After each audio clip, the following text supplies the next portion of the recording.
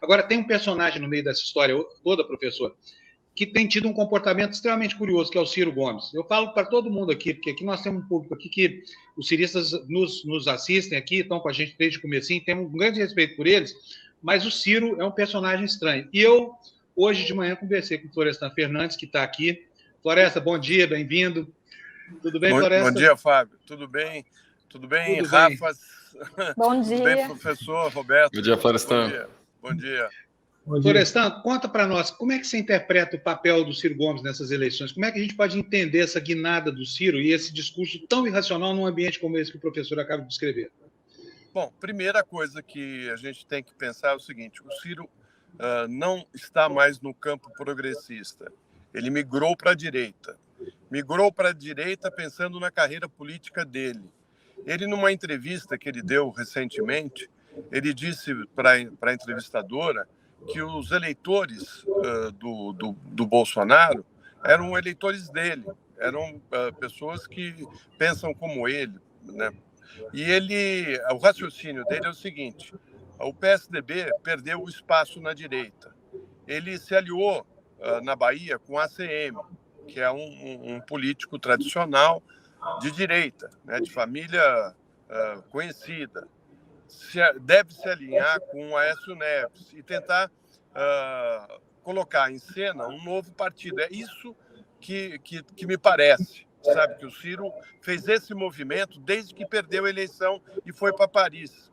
Né? Eu queria só lembrar vocês, porque eu fui conversar eu estive lá no Ceará conversando com algumas pessoas da academia, pessoas juristas que conhecem bem a história do Ciro. O Ciro começou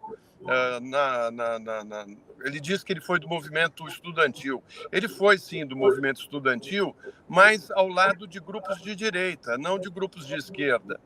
Naquela época estava proibido a criação de centros acadêmicos, né, pela ditadura. E aí a Faculdade de Direito, lá do Ceará, Federal, os estudantes decidiram reabrir, né, o centro acadêmico, e o Ciro se colocou contra, falando que aquilo não era permitido e tal. Mesmo assim, os estudantes decidiram fazer uma votação e uma eleição, e o Ciro, então, decidiu sair candidato pela centro-direita, né?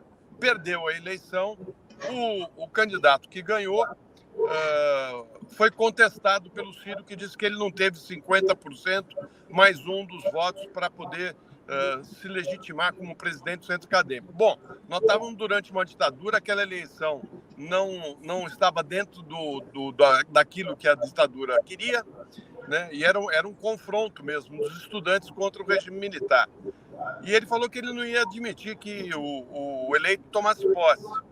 E aí várias pessoas foram convidadas, né, personagens, para posse, e aí ele não fez mais nada, mas na sequência, saindo da faculdade, foi para o PDS, que era o partido do pai dele. O pai dele era da Arena.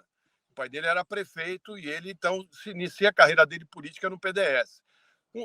Era jovem, era crítico a uma série de coisas do PDS, né? E ali ele começa a carreira dele mudando de um partido para o outro, né? Ele sai, ele percebe que a abertura estava em andamento, né? Que estavam pedindo direta já, ele vai para o MDB, aí depois ele se junta ao Tasso Gereissati. Enfim, ele faz uma carreira política mudando de partidos, né? São ao todo 8.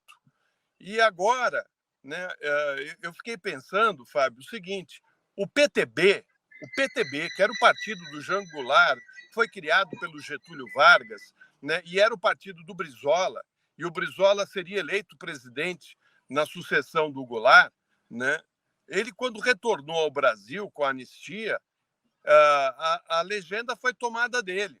Ele perdeu a legenda. Hoje a legenda PTB, que era trabalhista, está na mão da extrema-direita, né? Está na mão de pessoas que não têm nada a ver com a origem desse partido.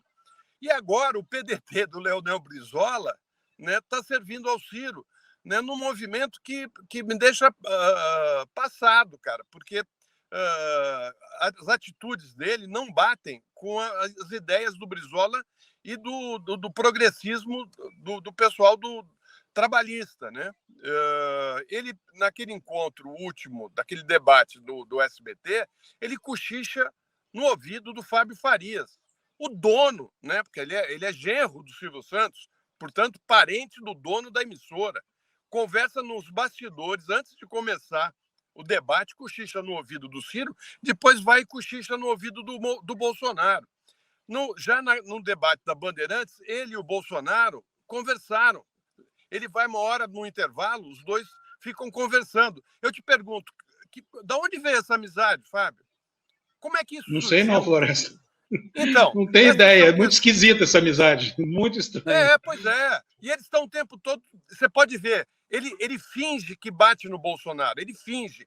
Assim, não, porque os seus filhos têm uma série de problemas, tudo bem, tem que ser investigado, não dá para falar que cometeu algum crime, mas os filhos do Lula também deveriam ser investigados, porque roubaram, que não sei o quê. Né? E ele joga o tempo todo, né, tentando fazer o jogo da direita. Né? Então, assim, essa é a minha leitura. Eu acho que o Ciro está querendo encontrar um novo espaço para ele dentro da direita. Ele viu que abriu uma brecha com o PSDB praticamente desaparecendo no país, e eu acho que o caminho dele é esse. O Ciro está no caminho de ser agora uma liderança. Ele já passou por tantos lugares, né? Já foi do centro, já foi da centro-esquerda, teve com a esquerda, ficou 13 anos junto com o PT, e agora está migrando para outros campos, está voltando para provavelmente a sua origem, né? A origem da Arena, do PDS. Né? Eu acho o seguinte, eu, pessoalmente, jamais trocaria conversa de ouvido com um fascista. Você trocaria, Fábio? Não trocaria, não, Florestan. Não tem nada que conversar com fascista. Fascista a gente combate, a gente não dialoga.